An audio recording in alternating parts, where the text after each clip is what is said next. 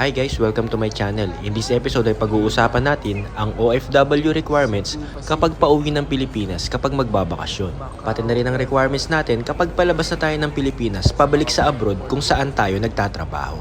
Kung hindi ka pa nakasubscribe ay pasubscribe naman sa ating channel mga katropa. Maraming salamat. Kung ikaw ay isang OFW at uuwi ka na sa Pilipinas para magbakasyon, ito ang mga requirements na kailangan mo.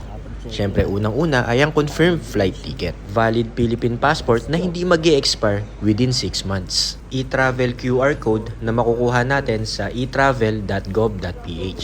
I-screenshot lang natin at isesave natin sa cellphone. Kapag pauwi ka ng Pilipinas, ito ay kulay green. At kapag ka naman galing ka ng Pilipinas papunta sa abroad, ito naman ay kulay blue. Ang e-travel QR code ay pwede na nating makuha 72 hours bago ang ating flight. Mas okay na i-fill up na natin to bago tayo pumunta sa airport para hindi na tayo magkaroon ng aberya sa pila. Overseas Employment Certificate. Ito naman guys, hindi pa natin to kailangan kapag pauwi ng Pilipinas. Actually, kailangan natin to kapag pabalik na tayo ng abroad mula sa Pilipinas. Pero mas maganda na kunin na natin to online para naman naka-ready na tayo.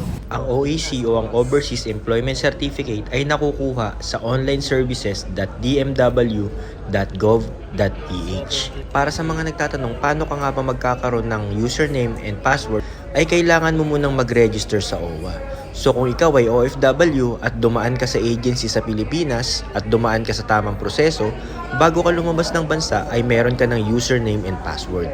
Pero kapag naman ikaw ay nagturista at nag-apply ka sa ibang bansa at doon ka na natanggap, kailangan mong pumunta sa Philippine Consulate, sa Philippine Embassy kung saang bansa ka nagtatrabaho para isubmit mo ang kontrata at mag-register ka sa OWA para mabigyan ka rin nila ng username and password at magkaroon ka ng OEC kapag uuwi ka ng Pilipinas. Kung hindi mo naman nakuha ang OEC sa Philippine Consulate, ay pwede mo rin naman itong makuha sa Pilipinas sa POEA.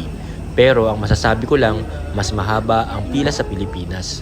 Kaya kung makakapunta ka sa consulate kung saang bansa ka nagtatrabaho, tingin ko ay mas mabuti pa, dun ka na lang. Next naman ay ang OFW Pass. Bagong patupad lang ito guys. Actually, ito ang ipapalit nila sa OEC. So mawawala na raw ang OEC at mapapalitan na ng OFW Pass. Ito ay QR code din na pwede nating i-screenshot at i-save sa ating cellphone. Mas maganda rin kung ipiprint natin ito at ilalaminate at gagamitin natin bilang ID. Hindi katulad ng OEC na every time na uuwi tayo ng Pilipinas ay kukuha tayo ang OFW Pass hanggat same ang employer mo at hindi pa tapos ang kontrata mo sa pinagtatrabahuhan mo, kahit ilang beses kang umuwi ng Pilipinas, isang OFW pass lang ang kailangan mo at hindi ka na kailangan laging kumuha nito. Nagtanong din nga pala ako sa airport at dahil bago pa lang ang OFW pass ay kailangan pa rin natin ng OEC. Pero ang sabi nila, soon daw ay mawawala na ang OEC at mapapalitan na lang ito ng OFW pass.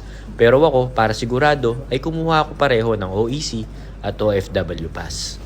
Para nga pala makuha natin ang QR code ng OFW Pass ay kailangan nating i-download sa Play Store kung naka-Android ka or sa iOS kung naka-iPhone ka ang DMW mobile app. Ang username at password mo dito ay same lang sa pagkuha ng OEC at may export dito lahat ng mga records mo bilang isang OFW.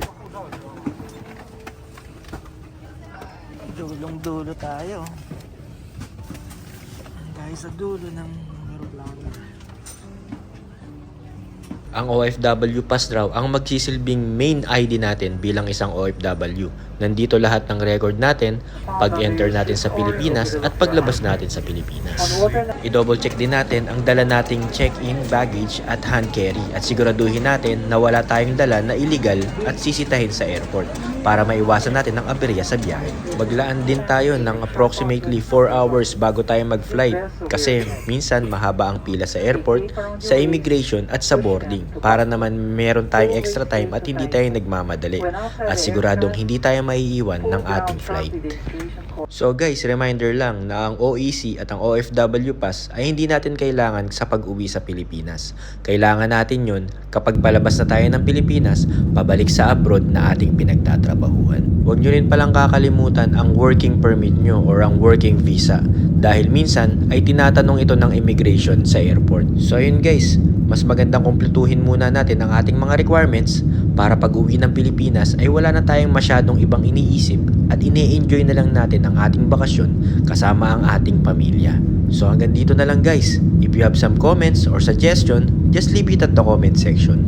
And don't forget to subscribe to my channel. Hanggang sa muli mga katropa!